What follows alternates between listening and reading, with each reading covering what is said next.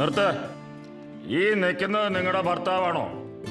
അതെ സാർ. നിങ്ങൾ ഇതുവരെ എവിടെയായിരുന്നു? ഞാൻ പള്ളി പോയതാ. ഭർത്താവിനോട് പറയാതെയോ? സാറേ, ചേട്ടനോട് പറയേണ്ട കാര്യമില്ല. കുറച്ച് നാളായിട്ട് ഞാൻ എവിടെ പോയാലും സംശയത്തിന്റെ കണ്ണുമായിട്ട് എന്റെ പിന്നാലെ ഉണ്ടാവും. നീ അത്ര വലിയ പതിവ്രതയൊന്നും ആകണ്ട. ഇവരെ അറിയില്ലെന്ന് പറയാൻ പറ്റുമോ നിനക്ക്? എന്റെ സാറേ, എനിക്ക് ഇവരെ അറിയാം. പക്ഷെ എന്റെ ചേട്ടൻ പറയുന്ന തരത്തിലുള്ള യാതൊരു ബന്ധവും ഇവരുമായിട്ട് എനിക്കില്ല. സാറ് കേട്ടില്ലേ? ഇതൊക്കെ ഇയാളുടെ സംശയരോഗമുണ്ട്. അതെ അതെ, സംശയരോഗം നിന്റെ. പോലീസ് സ്റ്റേഷനാ. മുതലാളിയുടെ ഭാര്യ പാവമാണ്. മുതലാളി വെറുതെ സംശയിക്കുക. താനാരാണോ? ഞാൻ മുതലാളിയുടെ കടയിൽ പണിക്കുന്ന ആളാ. മുതലാളി ഇവിടെ ഉണ്ടെന്ന് ഞാനാ കൊച്ചമ്മോട് പറഞ്ഞേ.